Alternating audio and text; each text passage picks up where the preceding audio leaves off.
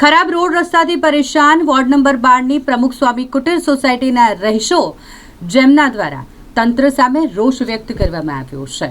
આગામી ચૂંટણીના પ્રચાર માટે કોઈપણ રાજકીય નેતા કે કાર્યકર્તાએ સોસાયટીમાં પ્રવેશ ન કરવો તેવું બેનર સોસાયટીની બહાર લગાવીને ચૂંટણીનો બહિષ્કાર આ સોસાયટીના રહીશો દ્વારા કરવામાં આવ્યો છે। ચટલાદરા વિસ્તાર વોર્ડ નંબર 12ની પ્રમુખ સ્વામી કુટીર સોસાયટી જેના લોકો ખરાબ રસ્તાથી ત્રસ્ત બની ગયા છે અને વારંવારની રજૂઆત છતાં પણ જ્યારે કોઈ કામગીરી ન થતી હોય તો પછી અમે બધા જ ચૂંટણીનો બહિષ્કાર કરીશું તેવો મક્કમ સંકલ્પ કર્યો હોય તે રીતે સોસાયટીના ગેટ પર જ તેમના દ્વારા મોટા અક્ષરે જે લખેલું છે તેવું બેનર લગાવી દેવામાં આવ્યું છે કે અહીંયા કોઈ પણ રાજકીય નેતાએ કોઈ પણ પાર્ટીના કાર્યકર્તાએ પ્રવેશ ન કરવો।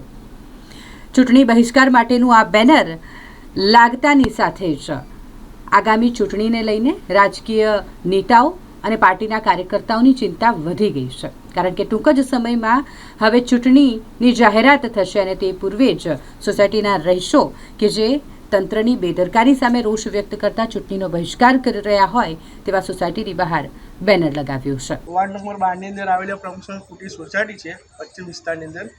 હવે વારંવાર રજૂઆત કરવા છતાં રોડ રસ્તો બનતો નથી। અમારે કાસવાળો કે છે કે કોર્પોરેશનની રજૂઆત કરો, કોર્પોરેશને કે કાસમાં રજૂઆત કરો, તો અમારે જવાનું કયા આગળ? અને આ રસ્તો પેલા 5 વર્ષથી આવવાનો છે અમારો રસ્તો, અને આ કોઈપણ પક્ષ કોંગ્રેસ હોય કે ભાજપ હોય કોઈ વોટ લેવા આવું નહીં, બરાબર છે। આ સોસાયટીની અંદર જ્યાં લઈને રસ્તો નહીં થાય ત્યાં વોટ કોઈને મળે નહીં।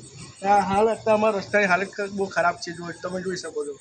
એટલે કોર્પોરેશનને રજૂઆત એક જ છે કે અમારા આ રસ્તો વ્યવસ્થિત કરી આપે અને બધી પાણી સુવિધા અને ગટરની સુવિધા વ્યવસ્થિત કરી આપે। પબ્લિક ટેક્સ ભરે છે, ટેક્સના પૈસા ભાજપ સત્તા પર બેઠી છે તો છતાં પણ આ રોડની વ્યવસ્થા હાલત ખરાબ છે। અમારે આટલા વર્ષો થઈ ગયા ભાજપને ખોબે ભરી મત આપ્યા છે, તો પણ રસ્તાની હાલત આવી રહી છે। એટલે કોઈ અહીંયા મત લેવા આવું નહીં અને કોઈ પક્ષ અંદર ઘૂસવું નહીં। ચૂંટણી વખતે કોઈ પ્રચાર કરવા આવું નહીં, તો પ્રચાર કરવા આવશે તો વિરોધ સખત વિરોધ કરવામાં આવશે। ત્યાં આવતીકાલે કહેવા માગું છું કે જો આ રોડ નહીં થાય તો આંદોલન કરવામાં આવશે।